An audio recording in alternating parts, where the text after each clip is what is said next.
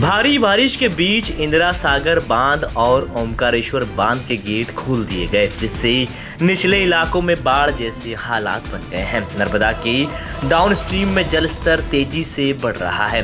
ओमकारेश्वर ज्योतिर्लिंग इन दोनों बांधों में डाउनस्ट्रीम में आता है, इसलिए यहाँ नाव पर प्रतिबंध लगाने के साथ ही घाट पर भी स्नान से श्रद्धालुओं को रोका जा रहा है। श्रावण मास और कांवड़ यात्रा के चलते ओमकारेश्वर में श्रद्धालुओं की भारी भीड़ उमड़ रही है। नर्मदा के घाट पर कोई दुर्घटना ना हो, ये प्रशासन के लिए बड़ी चुनौती बन गया है। नर्मदा नगर में आज सुबह 4 बजे इंदिरा सागर बांध के 10 गेट आधा मीटर और 2 गेट 1 मीटर खोलकर गेट से 1620 क्यूमेक्स का डिस्चार्ज किया जा रहा है। सर, आज कितने गेट खोले गए, कितना पानी डिस्चार्ज किया जा रहा है?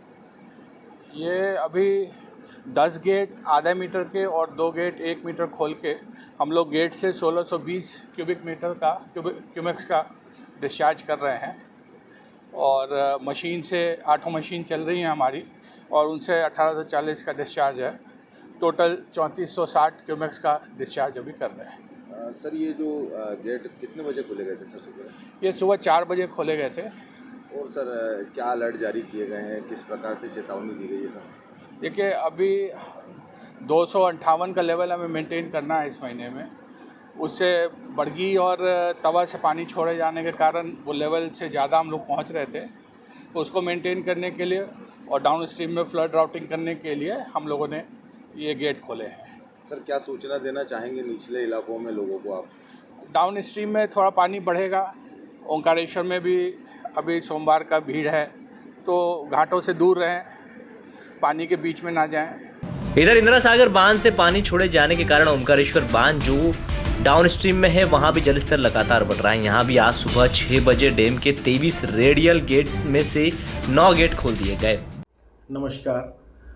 ओंकारेश्वर पावर स्टेशन जो 520 मेगावाट की परियोजना है, उसके 23 रेडियल गेट में से जो डैम के हैं उसमें से 9 गेट खोले गए हैं और क्यूमुलेटिव ओपनिंग 7 मीटर की है, जिससे टोटल 1614 क्यूमेक्स वाटर डिस्चार्ज हो रहा है। साथ ही हमारी 8 जनरेटिंग यूनिट भी लगातार चल रही हैं, उससे भी 1896 क्यूमेक्स पानी डिस्चार्ज हो रहा है। और इस तरीके से टोटल डाउन स्ट्रीम में पानी 3510 क्यूमेक्स का हो रहा है। ये परिस्थिति बनी क्योंकि जो नर्मदा बेसिन में अप स्ट्रीम में काफ़ी अतिवर्षा है, इसलिए मंडला होते हुए होशंगाबाद, हंडिया और इंदिरा सागर से होते हुए हमारे पास जल की आवक ज़्यादा है। और इस महीने में जो बांध का स्तर रखा जाना है उसे मेंटेन करने के लिए ये डैम के गेट खोले गए हैं। हमने इसके लिए अप स्ट्रीम और डाउन स्ट्रीम में सभी एडमिनिस्ट्रेशन को खबर कर दी है, सूचना दे दी गई है, लोकल एडमिनिस्ट्रेशन को बता दिया गया है ताकि पानी छोड़ने की कंडीशन में कोई भी अप्रिय घटना ना हो। साथ ही ओंकारेश्वर में एक बहुत बड़ी चुनौती होती है कि हमारे डाउन स्ट्रीम में ही ओंकारेश्वर ज्योतिर्लिंग है, ममलेश्वर ज्योतिर्लिंग है, जहाँ पे आज इतवार को भी बहुत ज़्यादा कांवड़ यात्रा करने वाले श्रद्धालुओं का आगमन होना है। साथ ही साथ सोमवार को भी श्रावण सोमवार होने की वजह से बहुत अधिक श्रद्धालुओं के आने की संभावना है। तो उस कंडीशन में कोई जल स्तर में परिवर्तन ना हो, उसको ध्यान में रख के ही इस तरह गेट ओपनिंग की गई है ताकि पानी का जल स्तर लगातार बना रहे और आने वाले ये 2 दिनों में कोई जल स्तर में परिवर्तन करने की संभावना ना रहे। हमने परिस्थितियों पर नज़र रखी है और आगे जैसी भी परिस्थिति बनेगी लोकल एडमिनिस्ट्रेशन से संवाद करके हम आगे की कार्यवाही करेंगे। परियोजना प्रमुख का कहना है कि इस महीने में बांध का जो स्तर रखा जाना है वो मेंटेन करने के लिए डैम के गेट खोल दिए गए।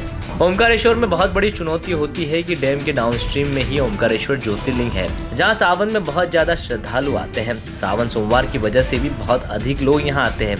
उनका कहना है कि नर्मदा का जलस्तर अभी एक सा बना हुआ है। फिलहाल निचले इलाकों में बाढ़ का खतरा बना हुआ है। खंडवा से जय नागड़ा की रिपोर्ट है।